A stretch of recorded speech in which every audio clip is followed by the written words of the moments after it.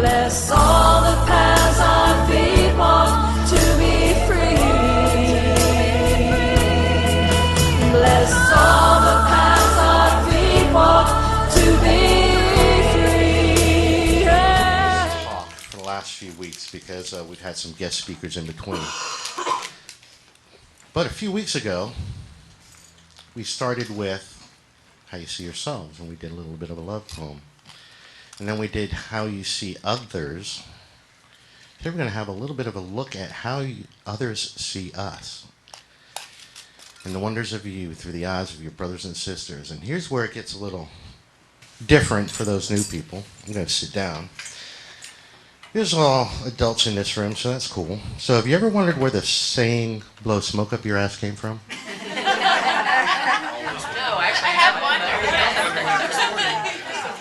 You didn't see that coming, did you?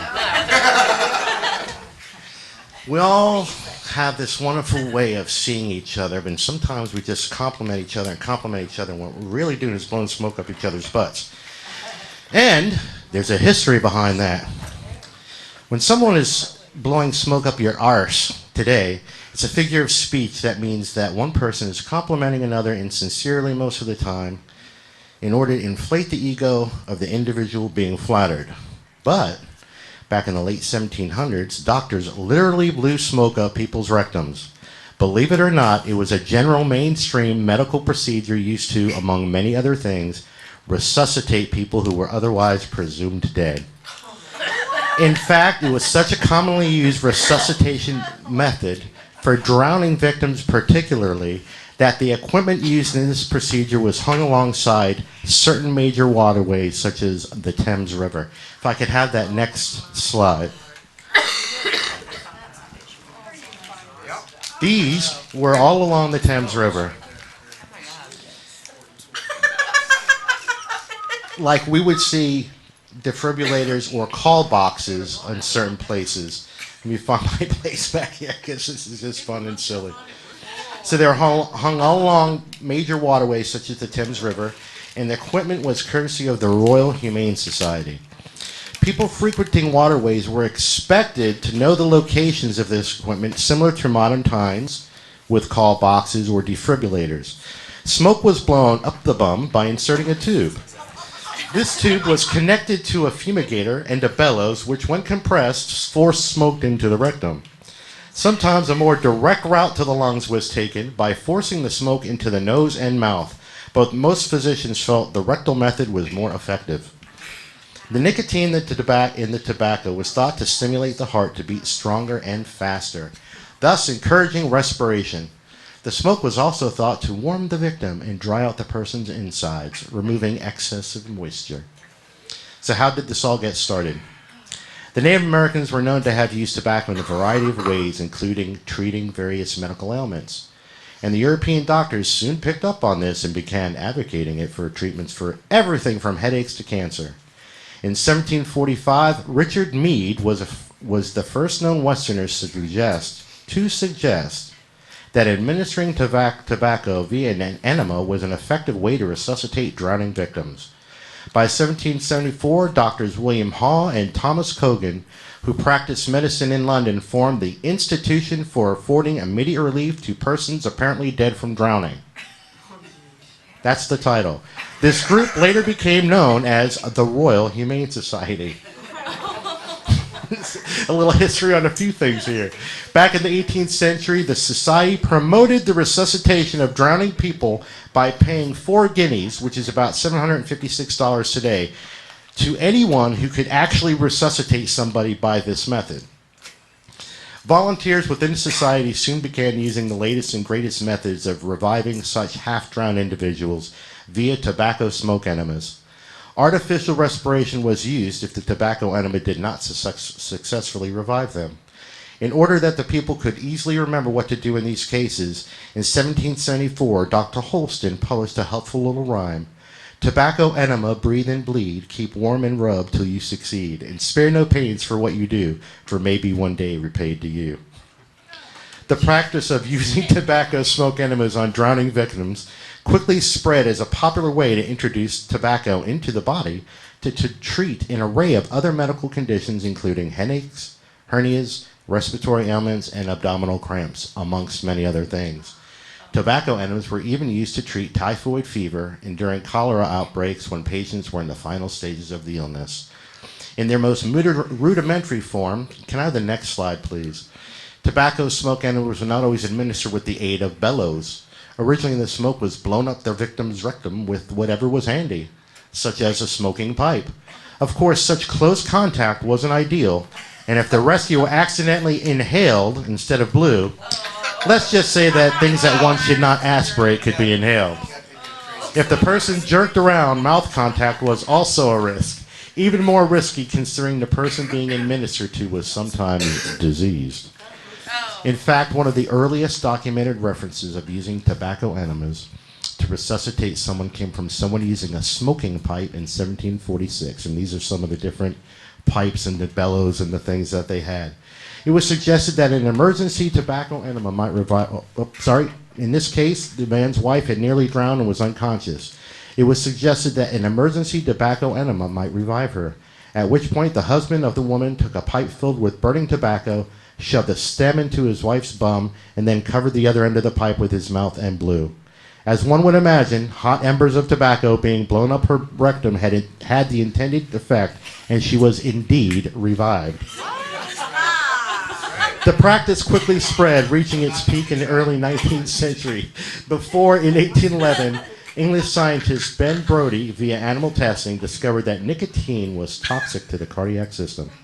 Over the next several decades, the popularity of literally blowing smoke of someone's arse gradually became a thing of the past. But figuratively, the practice is alive and well. So, I cannot make this stuff up. And I bet you never thought that that's how I was going to start today's talk. Diversity. Where are we? What was today's talk about anyway? Father's Day. Find a happy place. So for all you live streaming folks, welcome. But it's about understanding that all the times in our lives that we walk around and we do need each other.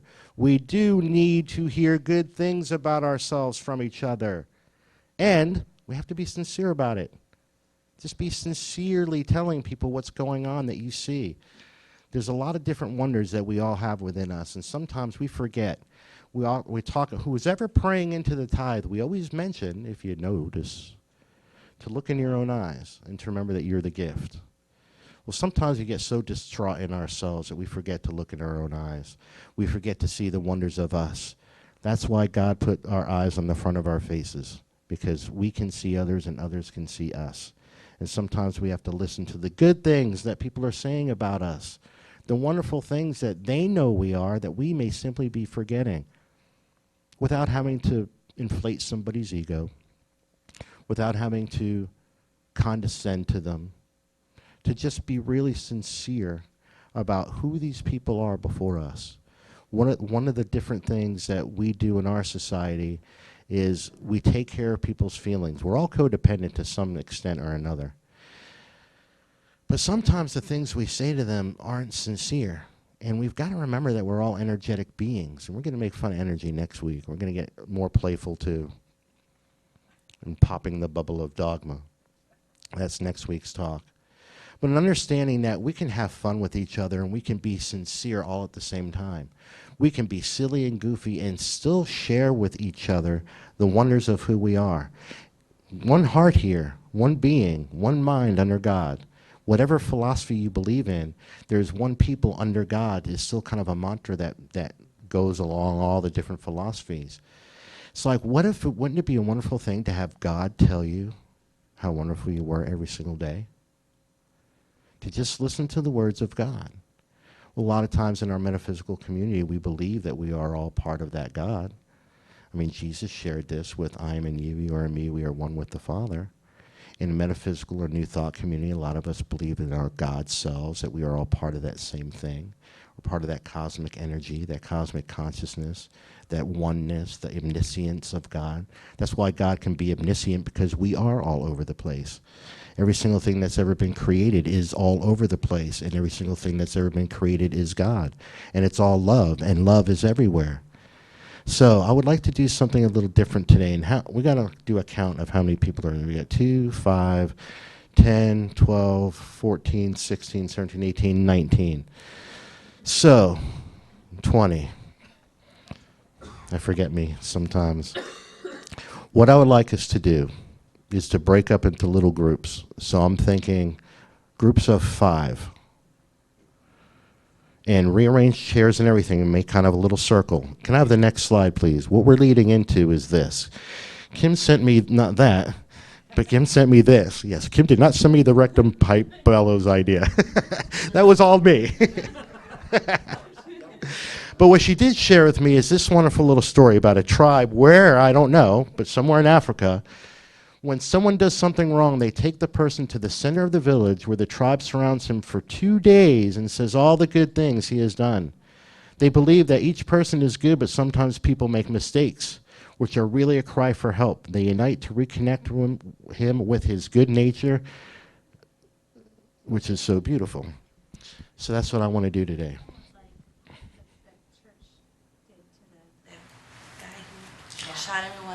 As we look at what just happened, that is very reminiscent of it, because they just stood up one by one and just said how they forgive him and how they know that there's something special within that person.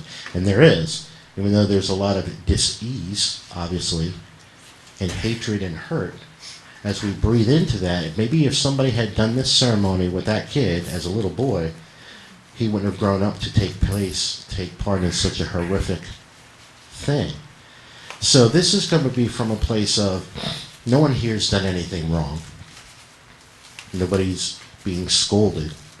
But from the same avenue of this philosophy, I'm inviting us all to put one person in the middle, and we're going to take our time with this, which is, instead of doing one big circle, because that would go over time, we'll split up into 3 groups of 5, and where there's extras in that group, one person will be in the middle, and everybody will go around to that person and say something that is good about them. Say something that you like about them. If you've never met the person before, put your hand on your heart and tell them what being present with them feels like. If we just stay in each other's eyes. Now, I'm going to ask this question. Is anybody here drowning? No. So no need to blow smoke up anybody's bum. Be as sincere with this as you can, and if you don't know, that's where you just put your hand on your heart and look them in the eyes and trust that you're going to have a loving thing to say about this human right there. So everybody gets to go in the middle. Yes, that's why we're going to do 3 groups of 5, because I think it would... It's that new math. So yes, let's make 4 mini circles. That's what I'm going to ask as everybody sits back down. We can talk more with each other in a moment. Bet you the live streamers love that. I always forget to tell them to do that with themselves. Yes, I always invite the live streamers to do the exercises, and if you're alone, do it in the mirror. Let one of those different selves within you tell them what you like about them, and vice versa. You may be there all day. So, how did that feel, everybody? Awesome. Do you feel like, yes. Do you feel like that they were trying to resuscitate you? No. Mark, somebody said they like my chaos. I'm coming back. Right on. Well, you're always welcome here, sweetie. We love you. Mr. Scott? I said that. We do love you, Dana. Thank you, Kim, for this idea. Because when she sent me just this simple photo, all of this jumped on me, and I didn't know what it was necessarily going to look like, because I didn't know how many people would show up this particular day. I saw that. Yeah, it's like, wow. Can we start every classroom from kindergarten on up like this. I mean, back to the prayers that we had to put into Charleston and what we will continue to put into Charleston and places around the world where there is hurt going on. If we could just take that step back and think, wow, what would have been different in that boy or girl's life if somebody had gone up to them in the morning and said just two wonderful things about them and then sent them out on their day. It's like when we talked a few weeks ago about continuing that love poem to yourself and continuing to write that, whether you ever journal again for the rest of your lives. Add one more line to your love letter, your love poem, whatever you want to call it. Now start writing this love poem to the people too. And as you go throughout your life, say good things about each other to each other. Yes, we all have our wonderful psychic gifts. And we're not that kind of psychic. We need to hear it sometimes. We need to hear how wonderful we are from each other. To just carry this forward. So I invite us all today, this week, for the rest of our lives, to go out this week on purpose and say good stuff to people, even if they're a stranger. Even if it's complimenting a dress, an outfit, the way they walked through the parking lot with their kid, and you can tell they're loving. The service that you saw. If you see somebody in Walmart take the cart all the way back to the thing, thank them. And say thank you, because obviously 75% of the people leave them out in the parking lot. Point out the good things to each other in life. You never know what's going to happen. That person may be having the crappiest day in their life, and you can make the difference. Thank you, Home Talk Dance.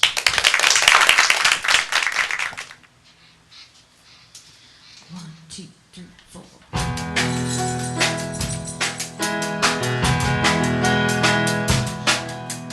Walking, but no one seems to notice. Like a picture around in focus, it looks clear to me. You're talking, it feels like no one's listening. You think you're not interesting, but I just don't agree. Got the colors shining through a world of black and white. I will always stand by you, 'cause I am on your side. In my eyes, you're more than complete. You're perfect to me. If you could only see the way that you shine.